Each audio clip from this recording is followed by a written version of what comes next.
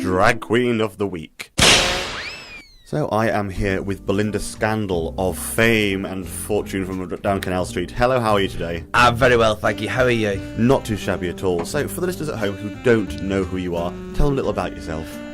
Belinda Eileen Gladys Scandal, formerly of a place known as Wigan, 43 years old and then some VAT, and housewife and landlady to the legends.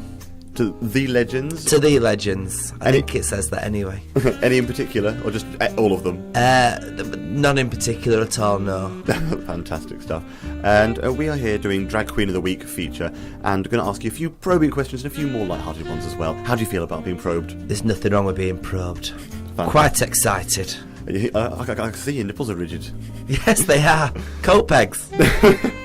Dear me. Right, so, where can you be found around the village?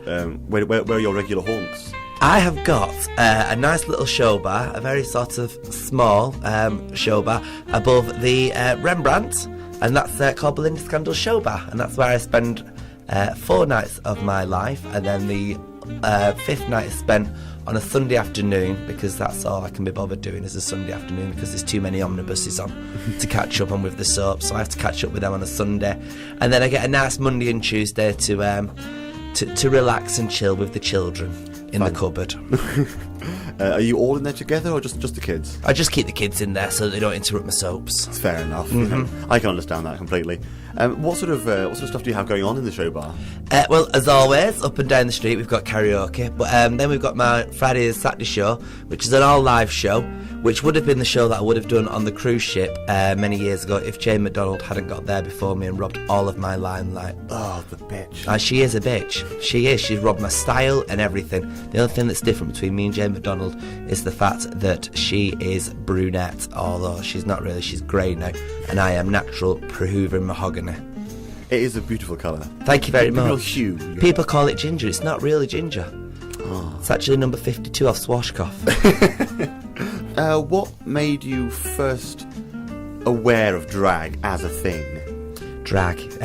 Well, first of all, I was touring a very successful career as just a singer. And then I did a show with a comedy duo legend called Cannon and Ball at North Pier in Blackpool, and they had a drag act that used to do a little bit of a warm-up act before they went on, and then I used to do a bit of a warm-up just before they went on as well. And the drag act decided to get too drunk, fell down this sort of plastic staircase, and within 5 minutes, because the show had already started, they had me put in these fabulous costumes, looking sort of like a dishevelled Danny LaRue. And henceforth was born the career of Belinda. Did you get much stick from friends and family going into drag, or was it kind of just like, there you go, that's fine? It was just like continuation of everything I was doing. There wasn't much in my life at that point that wasn't too flamboyant, so I suppose putting a bit more sequin into my outfits never even bothered them at all. It was just a flow from one thing to another. A natural progression. What's been sort of one of the highlights that you've had throughout your many years as Belinda? I suppose the biggest highlight at the moment is the working on the Harry Hill film. I got to do a very, very small part on that, but it was apparently Mr. Hill that had seen via a friend of his the show that I do at the show bar, and had insisted that I came along and did the little snippet in his at the end of his film. Ah, very nice. So if people are watching that in the cinema or at home, don't blink because you'll miss me. That's how much. Keep those eyes peeled open. Definitely. Did it take a while to sort of find yourself as Belinda, or was it just pretty much there you go, there she is? The character of Belinda actually was developed after spending many a time with my slightly not posh aunt, Auntie Brenda, and that's where the name came from. It was going to be Brenda, you see, because that's a nice sort of northern name. However, because I was working on the cruise ships, I wanted to extend the name to make it slightly more grandiose, so I came up with Belinda. Very nice. And the scandal is just what I cause wherever I go. I can believe that as well. No, it's true. It's true. What's been the most scandalous thing you've caused so far, then, do you reckon? I'm known for telling people exactly what I think, when I think it, as I think it. I don't kind of mill my thoughts through. With this has only got worse since Twitter was invented as well. Oh God, yeah, people have got into so much trouble over what they just pop on Twitter straight away. It is, because then you've got your phone in your hand and you're seeing things going on Facebook or on Twitter, and whereas you'd normally before, say, social media, you'd wait until you met the person to give them a piece of your mind. It's already there by then. The little finger has gone on the send button and it's sent. And it's out there in the world. It's out there in the world. And even if you delete it straight away, someone's seen it. Somebody's already seen it. Yeah. And they're getting good at this screenshotting thing at the moment as well. Aren't they? Which is why I don't send any pictures of myself to anybody anymore. Well, yeah, a lady must maintain her dignity. In my Bridget Jones knickers. It doesn't look good for anybody to look at. Who would you consider inspirations, aside from your aunt, for Belinda? Do you channel anyone? I suppose all the main 80s icons, my favourite being Sue Ellen off Dallas. Mm-hmm. She's very much like me in the fact that we spent most of our years drunk.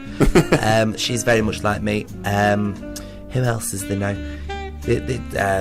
The Joan Rivers, the Joan Collins, all the big major icons. The big hair and the big shoulder pads. Yes, and of course Betty Driver as well, who makes the best hot pot. Made the best hot pot in case she might have left some in the fridge for a while, but yeah, just crack the top away and see if it's all good. That's what they say about her as well. Yes. Do you think drag as a show and as sort of a thing has changed much over your career? It has. It used to be about all being an extension of what a woman was, and now these days it seems that it's slowly getting a bit tedious. I would say it would seem like you've got to be more like a female impersonator rather than a big outrageous drag queen. Why do you think it's shifted like that? I think it's just the icons that are in the out in the public at the moment. You know, they don't dress too big, they don't do anything too over the top, and therefore there's not many characters to kind of play with and inject into a show. Hence why I think a lot of these shows that you see of the drag world that are the mime shows are basically watching MTV on a large screen, is what I call them. Yeah, because if you stood far enough back, it could well be a music video you're watching. It could be, especially in some of the venues up and down this street. Yes. Has drag changed your life much? It's made me a lot richer. It meant I could get a mortgage. It means that I can buy more costumes when I want them. When I come up with a crazy idea, I can contact my costume maker and tell him to make them. It's changed my life an awful lot in that respect. I'd always been in entertainment since I was 10, so in the black and white days. So I've been able to just keep going with the entertainment, but now I can make it a bit more OTT by bringing Belinda to everybody's attention. Lovely stuff. Do you have any sort of drag queen pals, your busy mates who you always go out with and frequent town with? I have a lot of bitching time over the phone with some of the queens from London, such as our Rose Garden, and then I've got a very close friend in Cardiff, which is called Dr. Beverly Ballcrusher, and we just talk for hours. Up north here, I suppose I'm closest to Misty Chance. She's a good friend of mine and always good to be there when I need to sound out to somebody, as is Nana, because she can't really understand you because she's a bit deaf and old, so you kind of just go with the flow and keep speaking to her, and then I suppose that's it really. There's a lot of bitchiness in it. Is there? Do you find that the people allow their bitching out through their characters, or is it just they're all a bit bitchy? I allow my bitching out through my character, and if I ever find anybody bitching about me, you'll normally find me with my size 9 stiletto on their throat.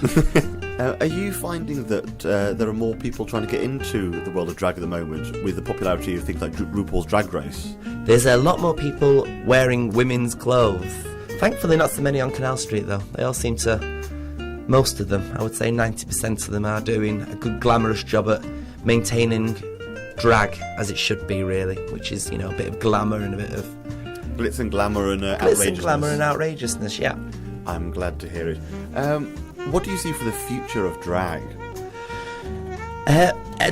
Cabaret is kind of drying up a lot at the moment. We seem to put a lot of emphasis on these X Factor winners and things like that, but there isn't really the variety circuit these days anymore. And when the variety circuit comes back, which it could do, which you know, every so often you get a bit excited that maybe it is, then I think that drag will once again be kind of leaned upon to be needed again. Who would you recommend, if someone's wanting to know a bit more about drag and the history of it, who would you recommend they go and research and find out about? Danny LaRue.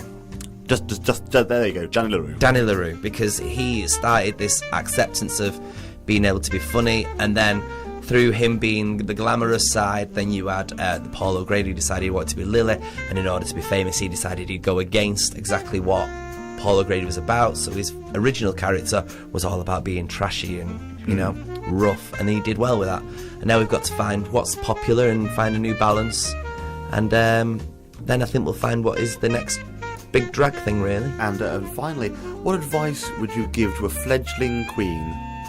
A fledgling? I can't even say that word. That's too many brandies for you. If you're interested in getting in drag, do your research and build a character. Don't just put on a frock and a wig. Build a character. Think about the person that you are trying to be, because otherwise you end up like a tranny, really, rather than a drag queen. Do your research, build a character, and think on which way you want your entertainment to go. Don't copy, and always try to do something original.